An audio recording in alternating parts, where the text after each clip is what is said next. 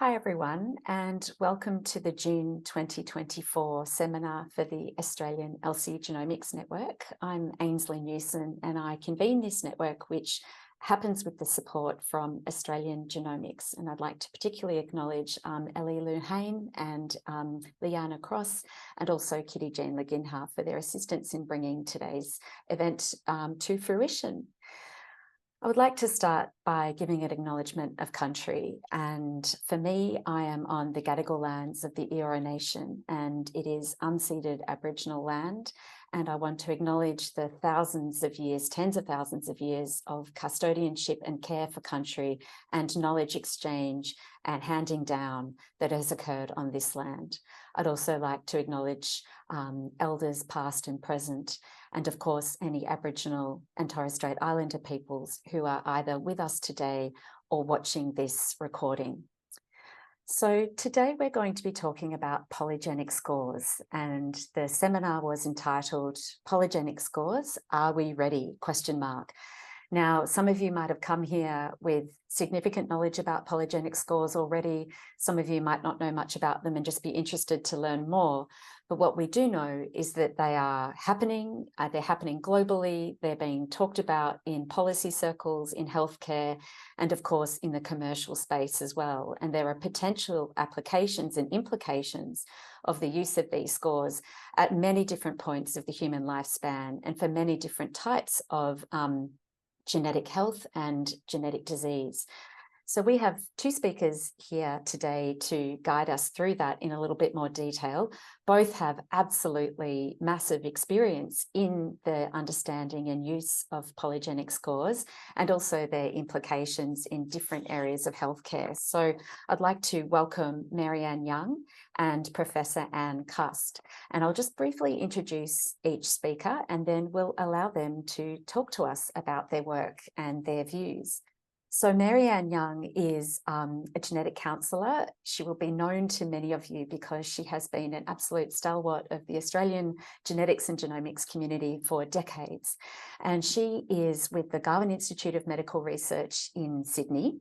And she works a lot on returning findings from genomic testing in both research and clinical care, and also examining the impact of those findings on the people who she provides them to. And she works with a big team to do that well. And so very significant interest in personalisation of genomic medicine and how we can use that now and into the future. And Professor Cust is a colleague of mine at the University of Sydney and someone I'm privileged enough to also call a friend. And Anne is a cancer epidemiologist and she's a researcher. She holds an NHMRC investigator fellowship, and she focuses on prevention and early detection of melanoma and other types of skin cancer. And Anne is Deputy Director of a thing called the Daffodil Centre, which is a joint venture between the University of Sydney Faculty of Medicine and Health and the Cancer Institute of New South Wales, Cancer Council of New South Wales. And she's also a faculty member of the Melanoma Institute of Australia. Having known Anne for a long time, I can also say her work is really impactful and really high quality. Not that I'm biased because I have collaborated with her as well. So really thrilled to have you both here with us today. Thank you for giving us your time. And thank you also to those of you for coming live to listen to this seminar. So without further ado, Marianne is going to speak to us first and then Anne. Generally, we run these seminars where the presenters speak and then we have a Q&A. But if you have an urgent question during or immediately after each of the speakers, you're very welcome to use the raise hand function or to pop a comment into the chat and we can go from there. Okay, over to you, Marianne. Thank you. Thanks very much, Ainsley, and thank you to Australian Genomics for the opportunity to talk to you this morning. So let's go here. I haven't actually answered the question, are polygenic scores ready? I will do that as we go through because I don't think it's as easy as just a yes or a no. I think it's very context dependent. So I would like to acknowledge and respect the separate and distinct Eastern Maar and Wadawurrung people as the traditional owners of the great ocean roads, lands, waters, seas and skies where I live and work. And I honour their elders, past and present, and express my gratitude for sharing their wisdom that ensures the continuation of cultural and traditional practices. And I come to you with a balmy 5 degrees this morning. So for some of you, you may know a lot about polygenic scores. Other of you, this may be something that is new for you. So I thought I'd just quickly go through what is a polygenic score. A polygenic score is a single score that's derived by adding together a number of genomic variants. And those genomic variants are called SNPs, or single nucleotide polymorphisms. And the way you identify SNPs is through genome-wide association studies, which is studies of thousands, tens of thousands of people associated with a specific disease, and the SNP is then weighted for its level of effect. Now, we know that individually each SNP has a small effect, but when you actually combine them, it can actually indicate a person's risk of developing a disease, or it can also indicate other health parameters. SNPs are not something that are new, or the notion of polygenic disease and polygenic inheritance, because most adult onset diseases are a complex interplay of inherited factors like SNPs, combined with environmental and lifestyle factors that we know a lot about: exercise, diet, smoking, weight, alcohol, sun exposure. And it's that combination that can protect or actually be the beginning of disease. It's the environmental and lifestyle factors that are modifiable. Your SNPs are actually set, and so you can't modify those. Polygenic scores are very much an emerging field in health and medical research, and they do hold a lot of promise to improve health. If we think about implementation, and I'll talk a little bit more about that, it's very context dependent. Polygenic scores are often used in combination with other non-genetic risk factors to produce a combined risk. So if you think about heart disease, you can look at someone's genetic liability to heart disease, but you can also think about other factors that impact heart disease, like smoking, weight, diet, all those sorts of things.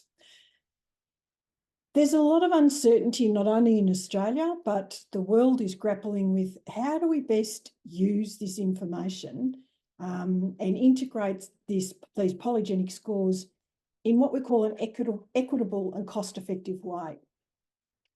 And we have to put that in the background, is that historically the focus in human genetics has been on Mendelian disease, and it's completely different from this. And so for those of us that have grown up in Mendelian disease, I think there's a whole brain shift that's required when you start thinking about polygenic scores. I just want to clarify that when I talk about polygenic scores today, and when we all talk about them, we talk about polygenic scores associated with disease and disease risk factors, because we know that polygenic scores are associated with traits like height and intelligence, and we're not talking about that. We're talking about disease. There's also many different terms that you can use to describe polygenic scores. Some people call them polygenic scores, some people call them polygenic risk scores. There's a whole lot of terms. I call them polygenic scores. So there are some features that can determine what makes a good polygenic score. So the prediction of the accuracy of a polygenic score depends on the actual genetic contribution to the disease. So diseases like diabetes and heart disease that have what we call high heritability. The characteristics of a good polygenic score are also what SNPs are actually put into the score. That's really important. And the statistical methods for calculation. And please don't ask me anything about the statistical methods for calculation, because that's a whole other area in itself.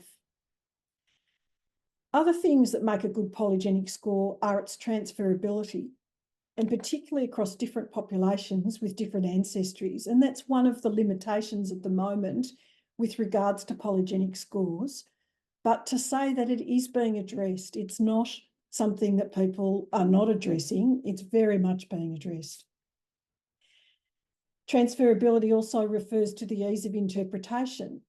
So how can health professionals who are not expert in polygenic scores order and interpret these tests? And do they really need to understand all the information that is behind the test to be able to order and interpret?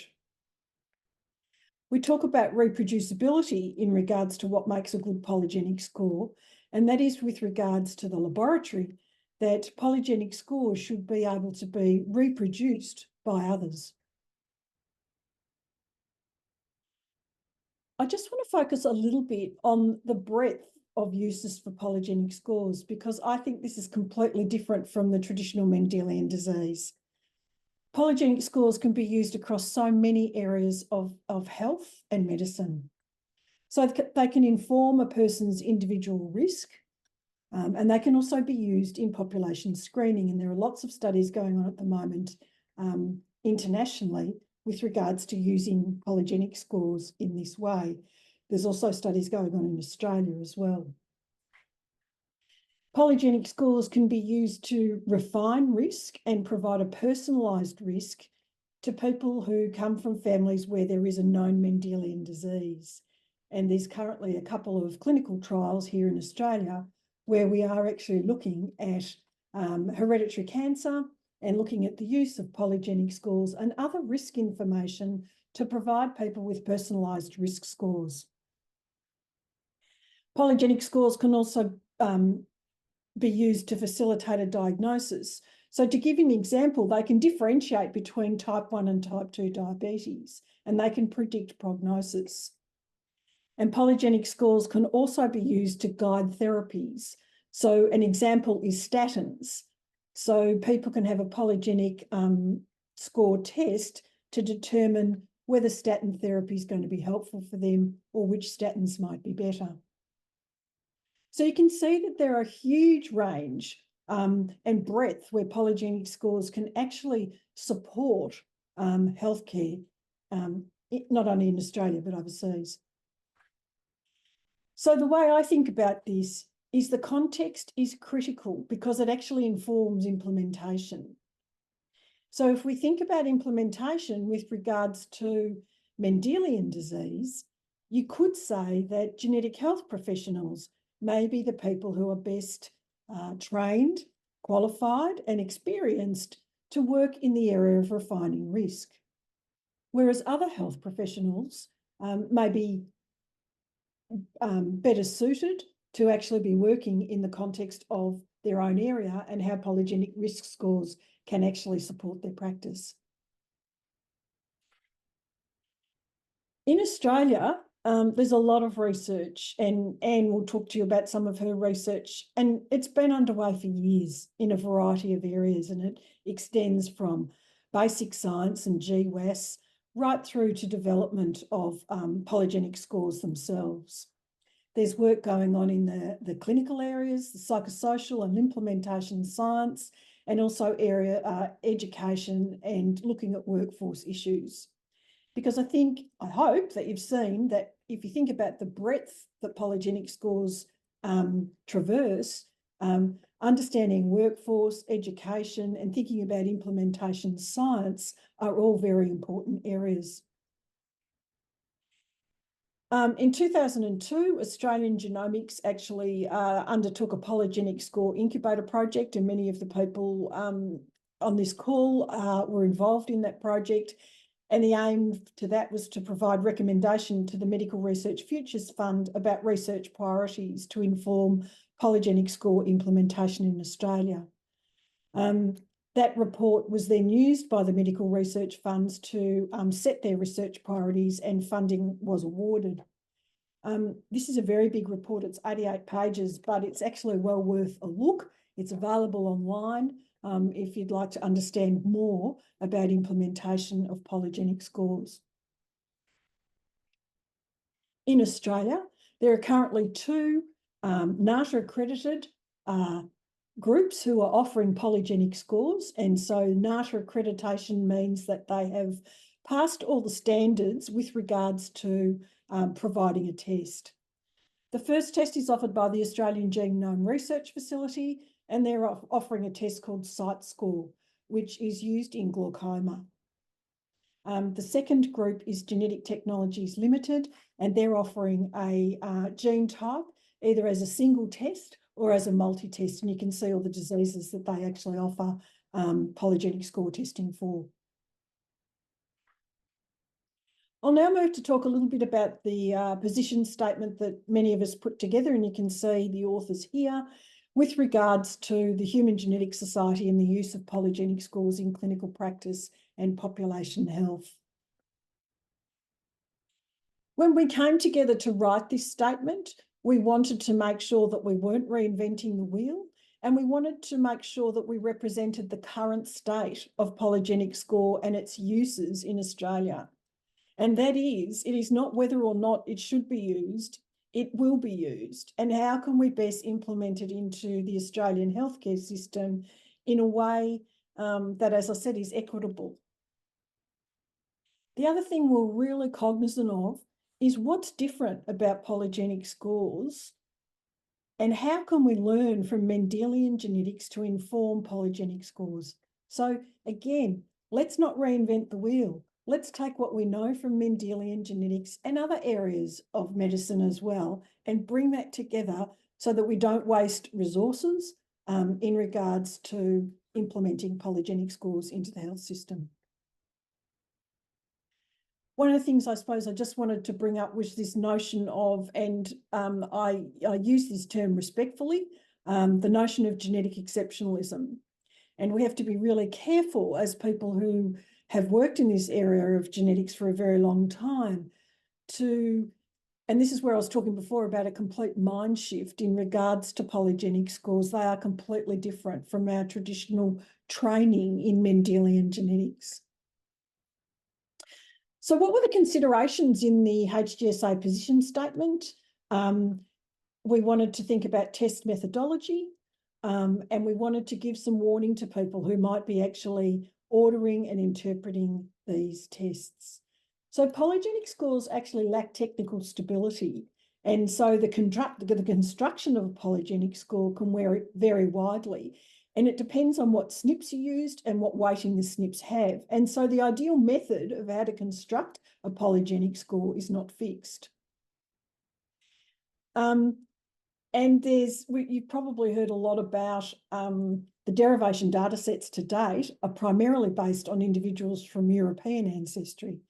And so it's difficult then to actually take those findings and translate them to people who come from other ancestries. But can I say it's happening? People are now really cognizant of that and trying to provide polygenic information that is appropriate to all people.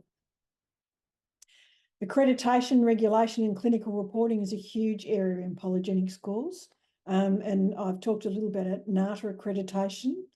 And there's no consensus at the moment on genotyping platforms, bioinformatic pipelines and reporting formats. And that's something that's actually under research at the moment in Australia. Polygenic scores are often used with other risk factors, and they're integrated into existing risk models. So if I think about CanRisk, which is a tool that is used in familial cancer, you will put the polygenic score in with Mendelian data and also other data like lifestyle, exogenous hormone use, those sorts of things, and it will come out with a personalised risk score. So they can be used in isolation or they can be used in combination with existing risk prediction tools. And so we have to think about how are polygenic scores integrated into existing risk prediction tools in an evidence-based way. And then the ethical, legal and social implications. And Ainsley was part of the working group and provided incredibly helpful input. What do we know about the ELSI issues in Mendelian genetics that we can take to polygenics, but what's different? So we actually don't know what the impact of polygenic scores are on risk-related insurance. There's an emerging narrative around the value of use for polygenic scores in preconception screening, and I will come and talk to that towards the end when I tell you what the HGSA recommended. And we have to make sure that care is used in thinking about commercial drivers in regards to polygenic scores. So what have we learned from Mendelian genetics that I don't think we should repeat in the area of polygenic scores? Initially, when I first started working in Mendelian genetics, there was great concern that genetic information or genomic information would lead to psychological harm. We have no evidence of that. And we have now evidence that genomic information can actually have psychological value for people. What's the current evidence around polygenic scores or risk information? We know that there's a high uptake of it. We know that it's generally accepted by people. And one of the reasons is that it actually aligns with lay notions of inheritance. So there's a great sociologist, Martin Richards, who wrote a book in the late 90s, I suppose, The Double Helix. And he talks about this notion of lay inheritance. You get some genes from your mother and you get some genes from your father, you mix it all up, and each sibling gets a different amount. And that's actually what polygenic inheritance is about. The other data that we know is that people are relieved when they got polygenic scores because it doesn't have the same familial implications as monogenic disease. And as I said before, I do pull out that when you're thinking about providing personalised genomic risk information that is monogenic, polygenic and other risk factors, it does require careful communication by a genetic health professional. What are some of the ELSI issues? As I said, equity, using polygenic scores in reproductive planning and insurance. We need to draw on behavioural change theory to think about what are the behavioural responses to polygenic testing. So again, don't reinvent the wheel. There's a whole load of behavioural theory out there.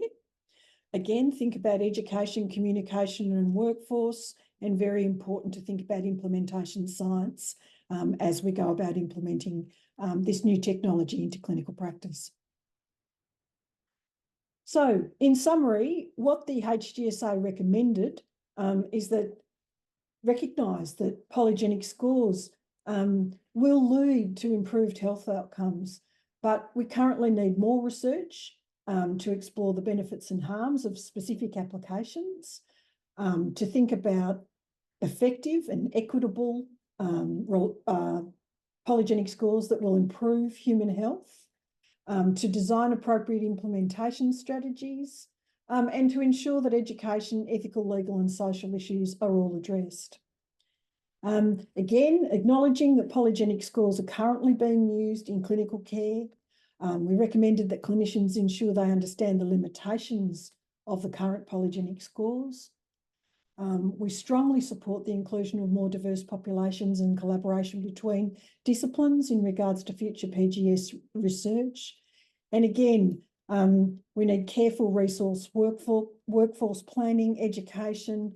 We need clinical aids, practice guidelines and point of care decision tools. And I think the last statement's very important, that the HGSA does not support the use of polygenic scores in pre-implantation genetic testing or prenatal diagnosis due to the significant concerns that this raises. So do I think that we're ready? I think we are in some domains, but I don't think we're ready in others. And I think we need more research in some areas, but I think we're ready in lots of different areas. And I know that the area that Anne works in with melanoma, I think it's particularly ready to be rolled out in clinical practice. And there's other areas as well. So thank you for your time today, and I'll hand back to Ainsley. Thanks so much, Marianne. That was so clear and such a nice encapsulation of the whole landscape. Does anyone have any burning questions for Marianne? We've got some claps and some smiles, but no questions immediately. That's okay. We'll hold them till the end. So Anne, I'd now like to hand over to you to talk to us about your work and your take on polygenic scores. Thank you. Great. Thanks, everyone. Thanks, Ainsley. It's great to be talking to you today. And I think I'll have a lot of similar sort of considerations to discuss, but I will give that in the context of some of our research that we've done. So it might give a little bit of flavour to what those considerations mean within particular contexts. So can you hear me all right, Ainsley? Yes. Yeah. Perfect. Great. And your slides look great. Thank you. So these are some of the things I'm going to touch on in my talk. So I think when we're thinking about using polygenic scores and are we ready, these are the sort of key things that come to my mind, although it's not a comprehensive list by any means. But really, what's the impact of using them on clinical outcomes? You know, are we going to be having people healthier? What's the impact on health behaviours? And are we going to be doing any psychological harm? We want to make sure that we're going to have more benefits than harms from using these polygenic scores. Marianne touched on equity. I think this is a really key issue. You know, who's going to be having access to these polygenic scores? Are they going to be affordable? We know that the prediction accuracy, it differs for different diseases, but also for different ethnicities. And I'll show you some of that in the melanoma work, for example, where a lot of the studies, the genome-wide association studies that have been done from where we get the information to build the polygenic score, have really excluded, well, for many years, excluded anyone from without European ancestry. And so that really impacts how you can then use those polygenic scores. I think risk communication is another area that we need to think about, and the health literacy of the public and how they will interpret and act on the receipt of this information. We also need to think about how useful they are in terms of risk stratification. If I think about the area of cancer screening, which is one of the areas that I'm interested in, how useful would it be for stratifying risk and tailoring cancer screening according to risk level? So I touched on risk communication, and I'll discuss a bit more about that, and also insurance implications, which Marianne mentioned as well. So one of the studies we've done in this area was a big randomized controlled trial, which Ainsley was an investigator on as well.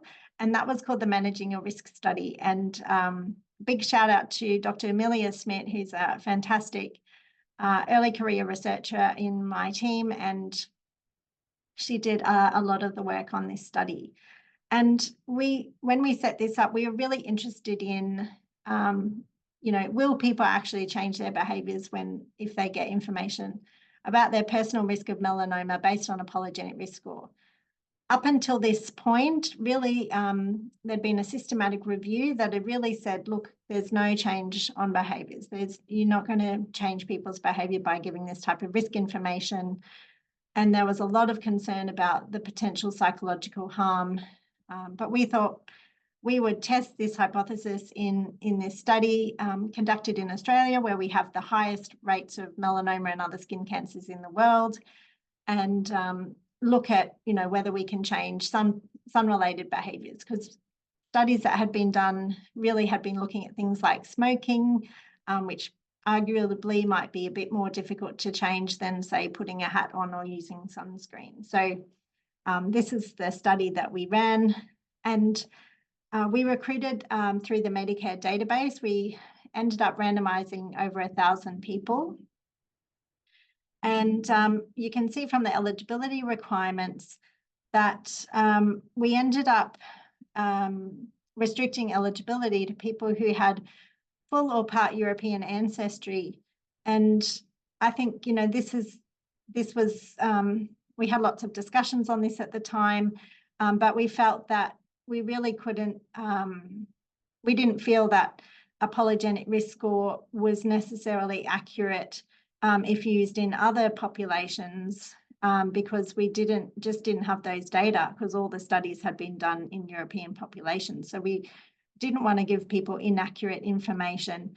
But the other reason as well was that melanoma and skin cancer is actually much more likely to occur in people of European ancestry. They're at higher risk. And so that was also a higher risk group in which we wanted to impact behaviour change. So that was the reason for that. And we also stratified the randomisation by by phenotypic risk. So we wanted to analyse the results looking at, depending on whether people already had sort of traditional high risk or low risk characteristics for skin cancer. And the intervention itself, we mailed a saliva collection kit to collect the DNA, and then they ended up receiving their information in a personalised booklet. They also got some general information about melanoma prevention and early detection, and then they had a phone call with a genetic counsellor.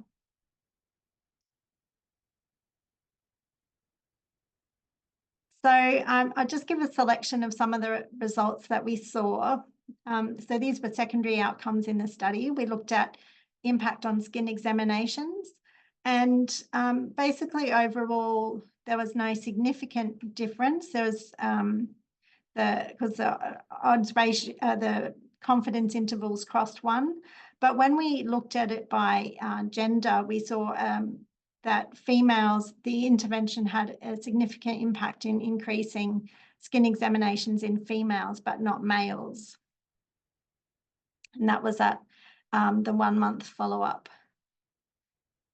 At the 12-month follow-up, it wasn't quite statistically significant, but still indicated about a 19% increase in skin examinations in females. When we looked at sunburns, we found that the intervention reduced the number of sunburns that participants were getting in the intervention group compared to the control group.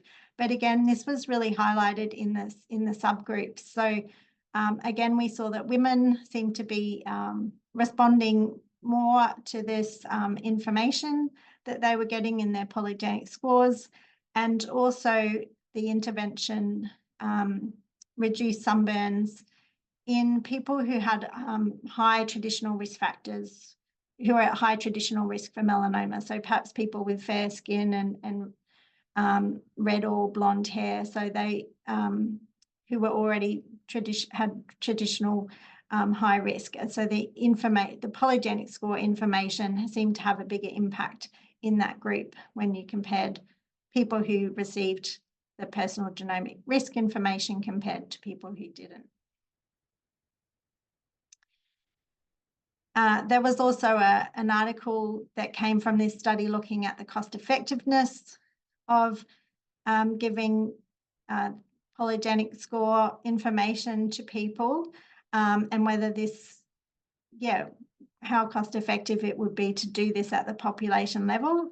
And this article and work was just being awarded with that Australian Clinical Trials Alliance, received the HEAT Excellence in Trial-Based Health Economics Award, and that was published in Genetics in Medicine, and basically showed that it would be potentially a cost-effective strategy for reducing sunburns and hence reducing the number of future skin cancers that would be that would develop. We also looked at self-reported sun protection behaviours. The mean score there is from a 6-item Likert scale. So the higher number means better sun protection. And basically there wasn't a huge impact on sun protection behaviours, but we did see an impact at 1 month in terms of people at high traditional risk had better sun protection behaviours if they're in the intervention group compared to the control group. But again, in the subgroup analyses, we found that there was a bigger impact among older participants compared to when we looked at the intervention effect in younger participants. And we also found an effect in people residing in higher socioeconomic areas. So there might also be socioeconomic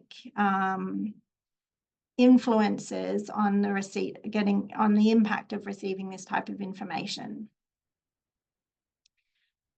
The primary outcome from our study was actually an objective measure of sun exposure, and this was collected using UV dosimeters, which were worn on the wrist. So they don't give any feedback to the participants, but we can download the data when we receive the dosimeter back in the office, and we can look at people's every 8 seconds, basically, their sun exposure over that period of time. And although overall we didn't see any impact of giving polygenic scores on their total sun exposure, but this was one of the subgroup analyses that we had pre-specified, where we did see differences, and I think it's quite interesting because we saw an interaction according to whether people according to their views on genetic determinism. And so this was measured in a questionnaire, and we sort of classified them into having strong deterministic views or weak deterministic views. And basically people who had weak deterministic views, that we saw that they reduced their sun exposure in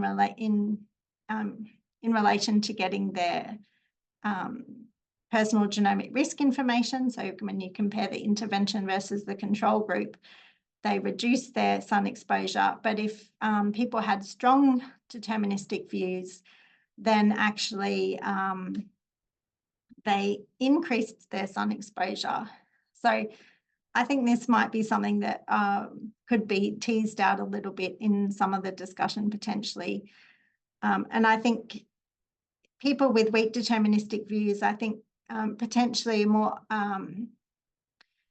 open to behaviour change having an impact on their risk, whereas strong deterministic views, perhaps people are thinking, well, whether I get skin cancer or not is all in my genetics and I can't do anything about that. So we did try and in the information that we gave to participants, try and emphasise the modifiable aspect to their risk, and that, no matter what age, it's important to reduce exposure to the sun and use some good sun protection behaviours. But maybe these intrinsic deterministic views will impact how polygenic scores will influence behaviour. So Marianne mentioned some of the potential harms of testing. So they might include, adverse psychological or emotional impacts, perhaps concerns of false reassurance by, if there's inaccurate risk results being given, or for people who were told they're at low or average polygenic risk, maybe they'll, start taking on poor behaviour choices, and also concerns that people might start, concerns about overdiagnosis and overtreatment, and, worry and concern driving increased healthcare use. Now, the research that has been done to date hasn't really borne out those concerns, but I will just present some of the results from our Managing Your Risk study. So when we looked at the impact on skin cancer related worry, we actually found pretty much across the board that in both the intervention and the control groups, that their worry about skin cancer reduced over time. So there was no evidence of psychological harm from the intervention. In fact, melanoma-related worry was reduced. So whether that was to do with the information around prevention and early detection that we were providing, perhaps that is a reason for that. We also looked in the intervention arm, what were the behavioural impacts according to the result they got. So they were told whether they were high genomic risk, average or low genomic risk. And those that got a low genomic risk result didn't worsen their sun protection behaviours at all. In fact, they seemed to improve. So that was reassuring. And then, so when we looked also at sun protection behaviours, they seemed to have a bigger impact in the group at higher than average risk, which is what you would want to see, that in particular people at higher than average risk would have a bigger impact on their behaviours. This is data from the pilot study that we did, but we looked at how people communicated this type of information with family, friends and health professionals. And you can see that there was about 50% of people communicated their risk information with friends, about 70 or 80% with family, and that didn't differ according to the result they got, but there was a difference with health professional contact. And I think this also emphasises that it's sort of risk appropriate contact with the health professional, that you would expect people with higher than average risk to be making contact with the health professional, perhaps seeking a skin check, whereas you don't want to see that with the average risk and low risk groups. So that was also reassuring. And just thinking about communicating risk, I think there's not a lot of guidelines in this area. This paper that's shown here is one that we wrote up from our study that was led by Georgina Fenton, who's a genetic counsellor, and Lucinda Freeman was one of the other genetic counsellors on the project, to try to give a bit, contribute a little bit to the literature in this area, because there was really nothing there to guide us. And I think Marianne touched on the sort of communication issues, that, it's potentially more complex if you're thinking about combining it with other types of risk factors. And the patterns of inheritance are just a bit different when you're comparing it to the monogenic diseases.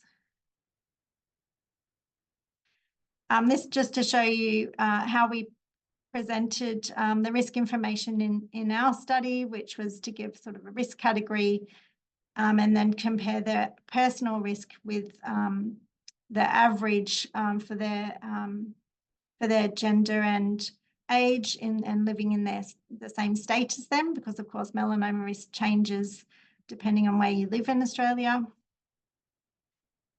And Marianne also mentioned the CAN risk tool. So this type of information, these polygenic scores, are being, starting to be integrated into these risk scores. This is an example from Finland, and again looking at different ways that you can present risk, and I think this is a big area that could benefit from further research to work out what is the best way to present these data.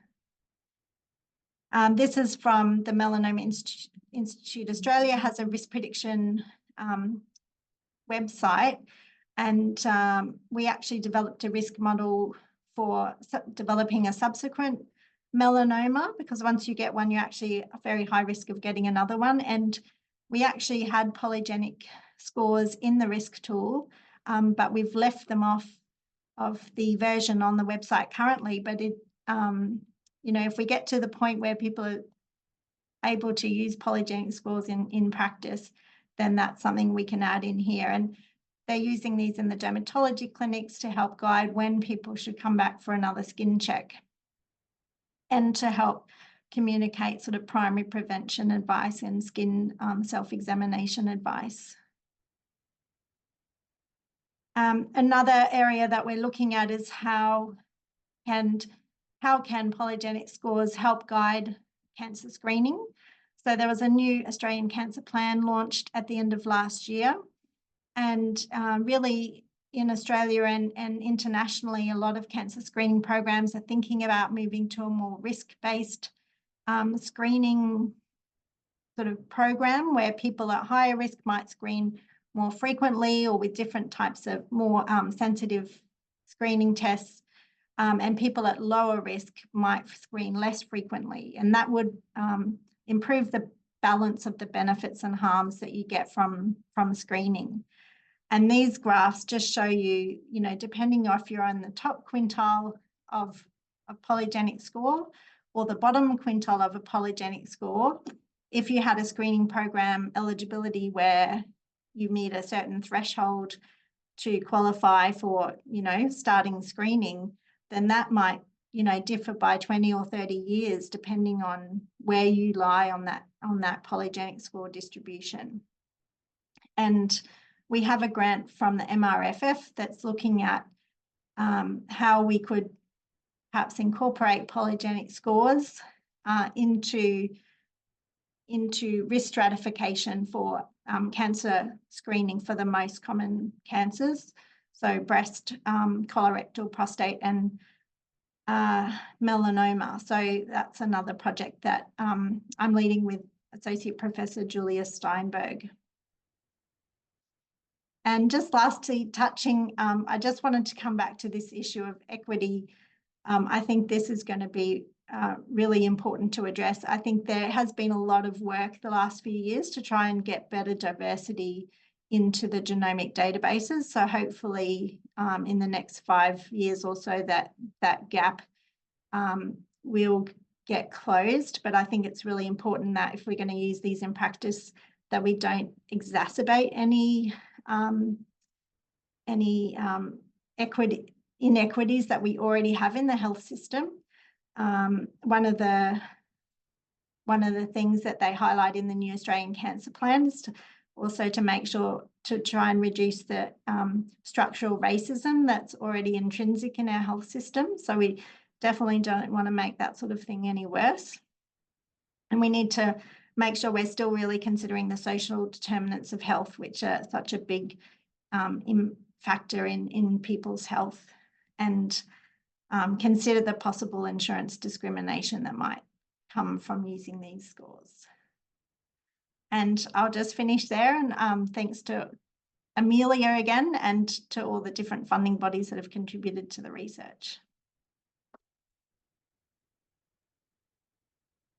Thank you so much, Anne. That was so comprehensive and a really wonderful body of work, if I may, with a total conflict of interest, say myself. So we've got just over half an hour for questions. And so please, there's a lot of you, so please do use the raise hand function, and you're welcome to unmute and ask your question and put your video on if you wish, or you can pop your question into the chat and I can read it on your behalf. So just while you're all gathering your thoughts, I might start off if you like. So there's lots to pick up from in both of your presentations, and they were really rich in different ways. And thinking about something across both of the presentations, I'd say one thing I'd just like to ask you about is family communication and polygenic scores. And because I know, Anne, in your pilot study, you did a bit of work talking about how people talk to their families about this. And Marianne, I know you mentioned this as well, and at least my take as someone who's interested in polygenic scores, but maybe a little bit more on the outer, is that there is a departure, I guess, from the way that we think about family communication and familial implications of this information, in the sense that how we might have thought about it in a more Mendelian sense, where there is a sort of, at least for autosomal dominant conditions, a fairly direct and pressing sort of justification for ensuring that we cascade test. Here, I think it's maybe a slightly different conversation, but I'd be really interested in what you both think about families and polygenic scores, and whether and how, you know, the way that we've traditionally thought about family communication in genomics and genetics is relevant, or actually whether it's still relevant but on a different justification, or whether it's completely different. Yeah, I'll try and finish my sentence. Completely different issue altogether. So, Marianne, I'll ask you first. I think there are some similarities and there's a lot of differences, actually. I was co-facilitating a focus group the other day, and I have to read out this fabulous quote that someone said, which I think lays the ground. So she said, we have an intuitive recognition of familial risk. And, you know, people talk about, I've got a family history of heart disease, or I've got a family history of this.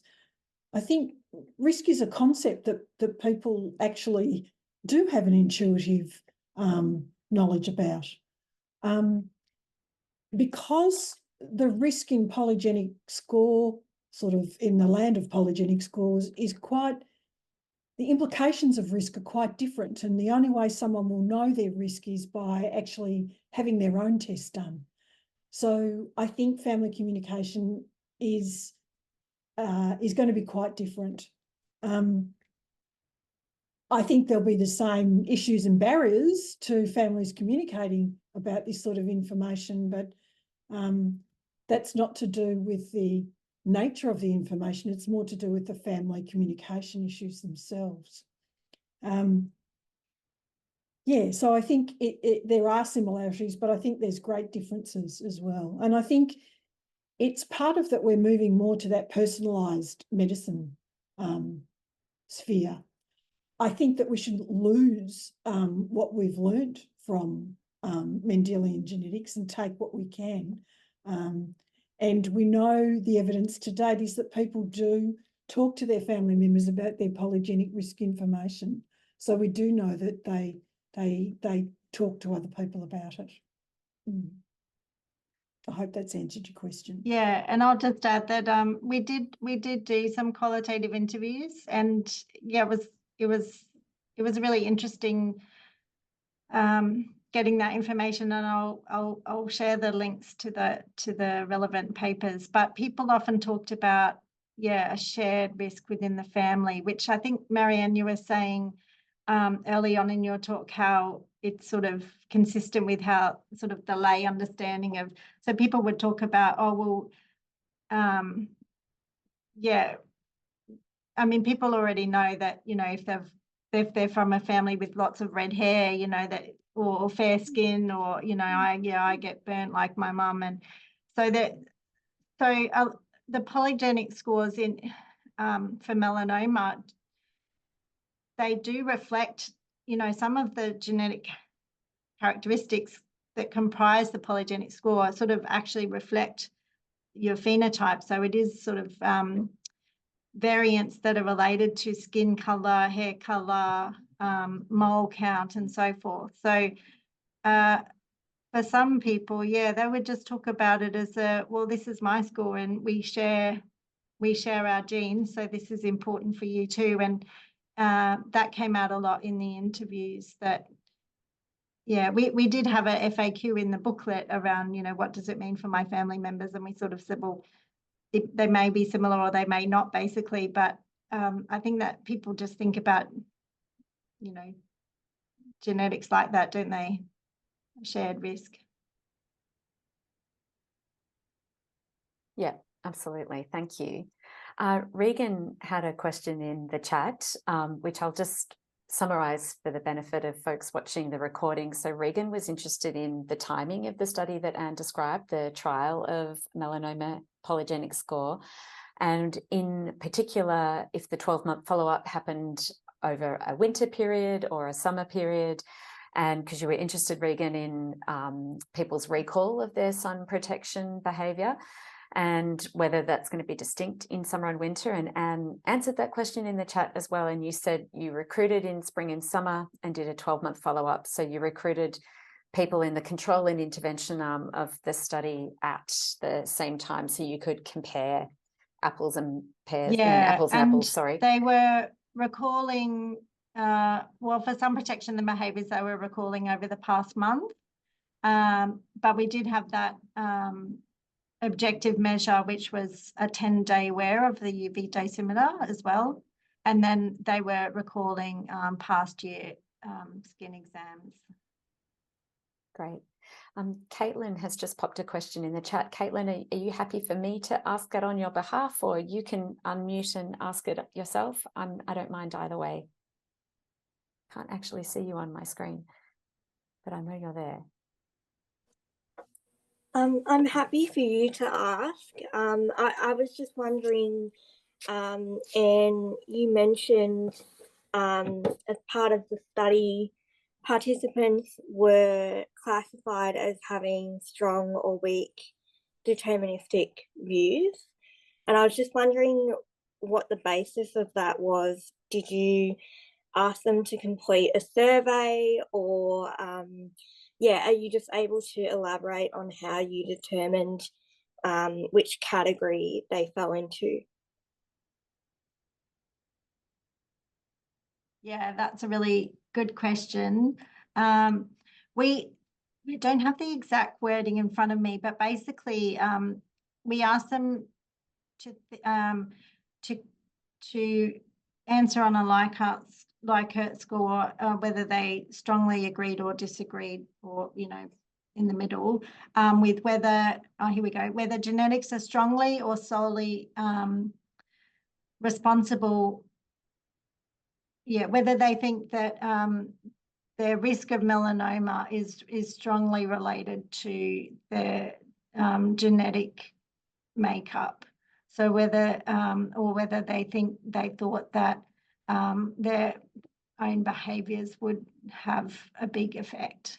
So people who had strong deterministic views felt that genetics were the main determinant of whether they would develop melanoma, whereas people who had weak deterministic views sort of disagreed with the statement. So it was based on Likert score, and we sort of split it in the middle. But yeah, people who had weak deterministic views responded that they thought their behaviours would have as sort of an important impact on whether they got the disease or not.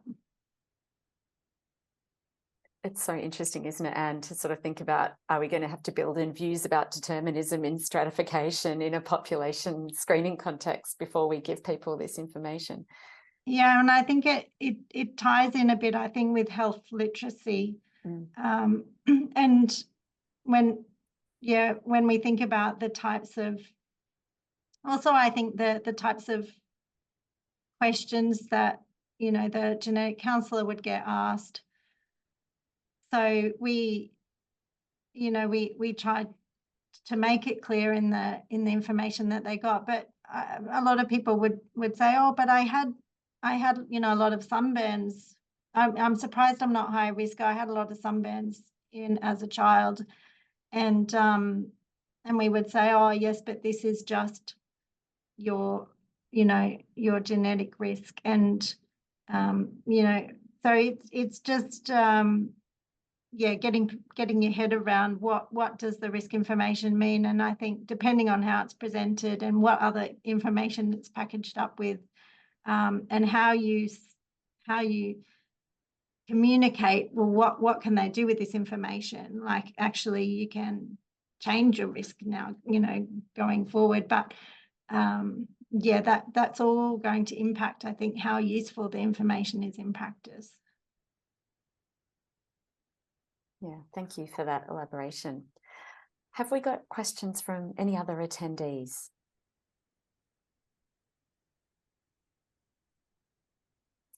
So Regan's popped another question into the chat. Regan, would you like to ask your question? There you are. Hello. Hello, I'm happy to ask my question. They were both really interesting talks, and I have heaps of questions, but just wondering if in the managing your risk study, and if there were any insights into why people were sharing information, if it's because it was this sort of new test that hadn't been offered before, and so it was sort of share worthy, versus if it was in a clinical setting, and what implications might that have for the implementation of these tests? Thank you. Yeah, I think, well, yeah, I mean, I'll fish out the papers if you want to have a look that might address that question a bit. But I think it comes back to, I mean, we did recruit to the study by the Medicare database, but the participation was relatively low. And I mean, we were asking people to wear a dosimeter for 10 days, multiple times, etc. So that we were asking for a few things. But I assume that the people who participated did have some sort of interest in genetics. And, you know, there is a lot of people now getting information about their ancestry. And I suspect it's a bit like, you know, you get information about yourself, and with this idea about a shared risk and shared, you know, that people just are interested in sharing it with their family. Oh, hey, I got this information about me, so, you know, this is probably relevant for you too.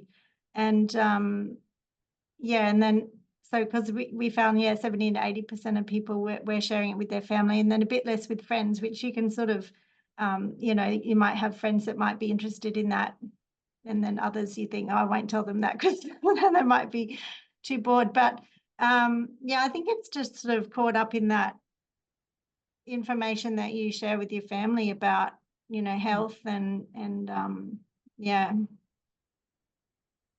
Yeah. Thank you, Anne. Marianne, you might have some insights on this as well, just in the broader context with your lots of experience across different spheres where polygenic scores are being discussed. Is there anything you'd like to add on this aspect of sharing information and what makes something share worthy or not? I suppose it depends on the family, really, and it's about, if you think about your own family, and if there's health information or some sort of new information, is that shared? Who shares it? What do you share? You know, it's about the rules around family communication, and every family is different. If I think about the studies that we've done in regards to, so this was women with familial breast cancer who didn't have a monogenic mutation, but the polygenic score explained why they got breast cancer. And as I said, they were really relieved. They were relieved that it wasn't BRCA1 or 2. There were so many of them that said, thank God it's not BRCA1 or 2. And thank goodness I can tell my children that they're not as high risk as I thought they were. So I think it depends also on the implications of the information. And if you think about polygenic information, and I'm just going to say this without having really thought it through. I might want to take this back. It doesn't have it may not have the risk implications that the traditional monogenic stuff does. And if you think about, sorry, I'll go off on another tangent here, but if you think about the notion of polygenic inheritance, it's been around for decades and decades. It's actually just that we now have tests to actually show what it is. So if you think about insurance companies, they've always loaded policies on the basis of the notion of polygenic information. It's just that now we have this clarity that can actually tell us for an individual what their risk is. I think that's the difference. But the idea of polygenic inheritance is known by families, is known by insurers, it's known by health professionals. Yeah, it's just a different era because we've got a test. Thank you. The fact you've mentioned insurance, I was going to ask about this actually. I know, so Anne, for example, I think in the study you did, there was a bit of a kind of a to and fro with the Human Research Ethics Committee to even get the wording right, but also there were numerous participants, I think, who declined participation, citing insurance concerns as a reason. And I think whether appropriately founded or not, I think it was really early days for polygenic scores at that time, and we just simply didn't really know how insurers were going to react to them. But also, Marianne, with your hat on, I'm just wondering actually if either of you can speak to, what are personal risk rated insurers saying about polygenic scores? Do they see them as actually just completely analogous to family history information, which is allowed to be included in underwriting? Or are they something that should fall under the current moratorium, which may or may not end up as a legislated ban, depending on what the current government activity leads to? So yeah, I just invite you both, I guess, to give your thoughts on the whole question of insurance. You both mentioned it in your presentations, and I guess whether it be your take on what's currently happening, or going forward, whether and how polygenic scores should factor at all in the landscape of insurance in Australia, both, I guess, personally risk-rated products, so things like life insurance, income protection, but also maybe even health insurance. And I'm not saying that because I think we should. I just think that insurers are probably very interested, I would imagine. So Marianne, I might throw to you first, and then Anne, I'll get you to add. I always feel so conflicted around insurance. So Ainsley, your question was, what is currently happening? I don't think the insurance companies know how to deal with these, actually. So I don't think there's a lot happening. I could be wrong, but and so because they have always used polygenic inheritance as a way of determining if someone has an increased risk or not, I would hate to see health insurance move in that direction. I would really hate it. And I'm not sure about whether it should be included in any legislation or not. I actually don't know. That's how conflicted I am, because I think often those protective insurances are private. They're not public. Most Australians don't take out those sorts of insurances. It's a really complex discussion. And I think, I think Jane Tiller is doing a fantastic job in leading this in Australia at the moment. I think it's much more clear-cut for the monogenic and Mendelian diseases than it is for polygenic. So I'll hand to my learned friend, Anne, to hear her. I don't know if I've got anything intelligent to add. Yeah, I would say that up until now, probably I haven't really heard of many impacts on health insurance, but do we trust that it won't happen? I think if they start being used for, as routinely in healthcare to guide cancer screening, to guide other healthcare tests, I think that they might, start to be treated like, like, do you smoke type risk factor, what's your weight type risk factor. And so I think they should have some protections around them, because I think the way that they'll end up being used opens the door to potential discrimination. And I mean, if you've already got insurance in place, then that wouldn't be affected. But of course, if you go to increase the amount or you want to make changes to that, which is, very, very possible that people do that, then they'll get into trouble potentially. So yeah, I think it's would be good to have some more protections. I mean, I think just going on from what you said, Anne, if we could be guaranteed that insurance companies would use them for good, then that would be fine. But we can't be guaranteed of that, and that's the challenge, I think. Thank you. I think there's lots of work to be done in that, and many more grants to be written and position statements to be generated for sure, because I think it's such an emerging area, and I think it is one that it does sort of sit between other ways that we've thought about it in the past for sure. The mention of companies, unless anyone else has a question, leads me also to think about commercial activity in this space. And I think we've seen a little bit of it in Australia. There is a lot of activity in North America. I've just returned from the ELSI Congress in New York, and a lot of the presentations there were about the use of polygenic scores in embryo testing, for example, where there are already commercial products available, and indeed empirical evidence emerging of parents to be wanting a polygenic score, even if they don't intend to use it for selection. They just want it for everything, just to have the information, which is so interesting when you think about the intervention that needs on the embryo in order to actually get that in the first place.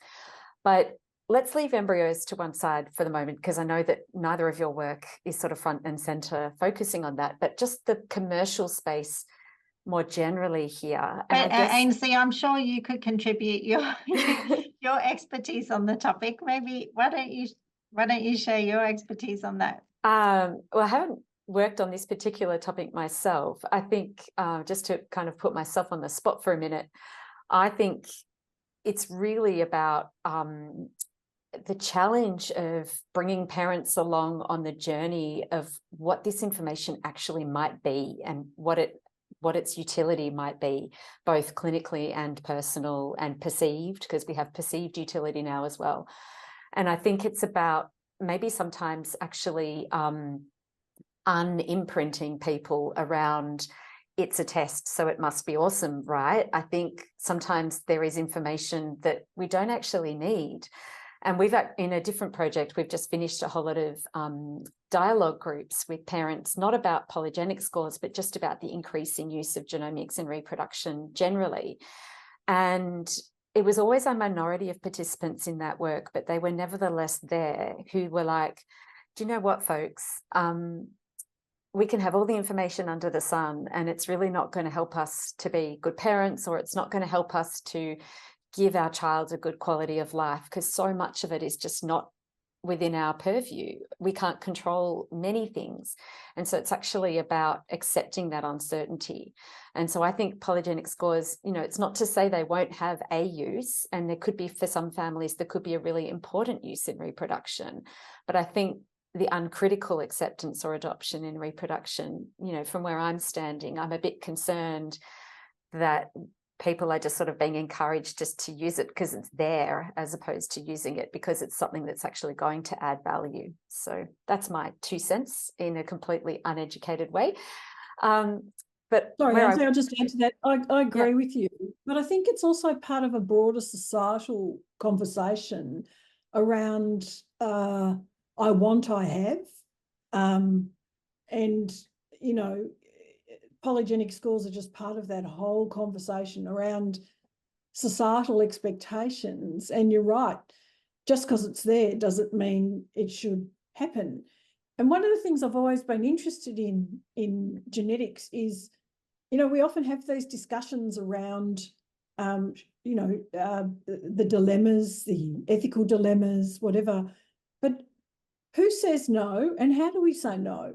It's there.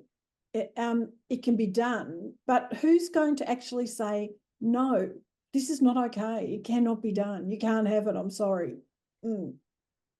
I think that's such an important question. And in a setting like Australia, where we have a sort of way of being socialized in the world that is very much focused on individuals, as opposed to, say, slightly more collective interests in our relationships with one another, and how that influences the type of society that we have now and want in the future.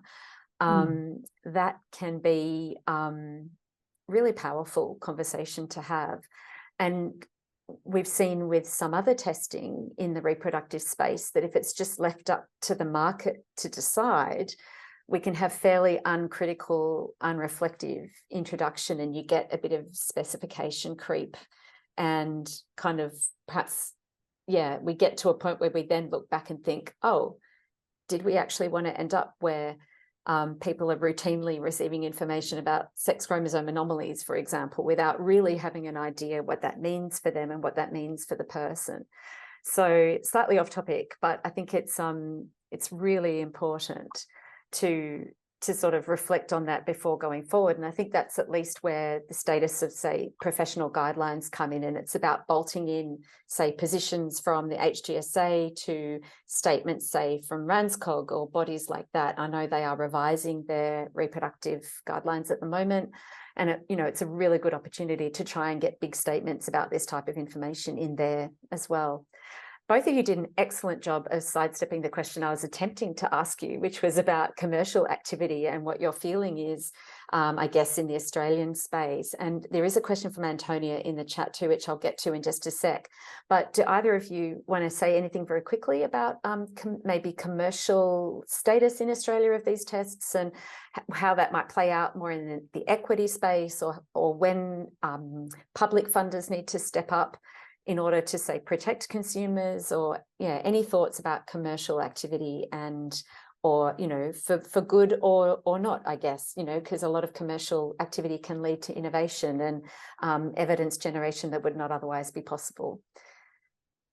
I don't actually have a problem with commercialisation in the sense that it can bring a lot of good things. Like you said, Ainsley, it can bring innovation. We actually live in a country where we have a parallel health system. We do have a private health system that takes the onus off the public health system. But I think we have to be careful that the bottom line of commercialisation is about profit. And that's where the dilemma arises. And I'm often interested that genomics has often been a public sector business, and it's been scorned for those who have taken it to the private sector. And I'm often interested in what's the rationale behind that. I haven't quite got to the bottom of the answer. You can see I do a lot of thinking about these things, but I think commercialisation has benefit, but it has to have safeguards around it. And I also just want to, again, pull out disease from traits as well, that I think we have to be really careful with polygenic scores, that it's that slippery slope from disease to traits, which is really not okay.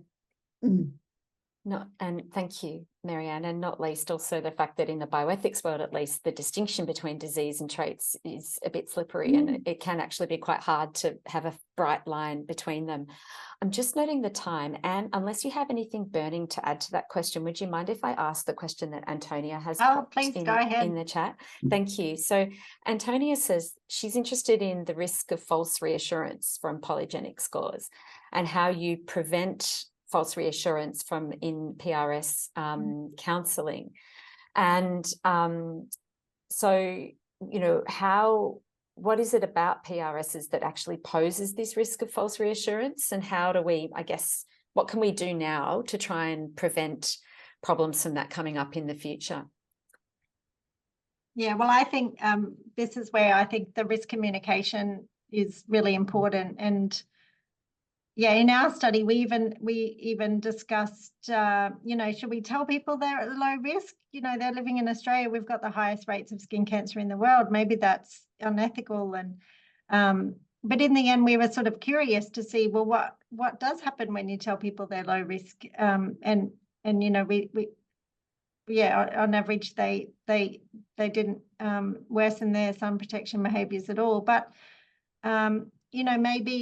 maybe for a screening test, you don't have a low risk category. Maybe it's just, you have an average risk. But I think, I think it's important to think about how are people going to respond to this? We were really clear about, look, low risk, it doesn't mean no risk. In living in Australia, everyone's at risk.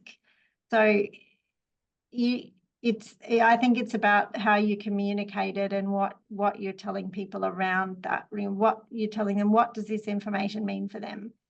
And if you're doing it in the context of, giving them lots of support for, you know, well, this is what you should be doing every day, then, you know, it's probably fine. But if you just give them the information and send them on their merry way without any sort of contextual information, maybe that's really problematic. So I think we have to be careful about how it's communicated, and what other tools do you give people to sort of act on the information. Thank you.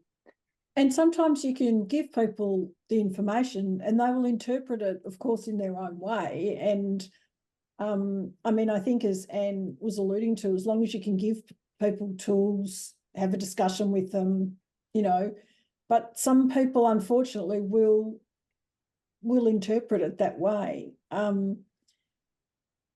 So, yeah, I don't think we can control for some of that sometimes.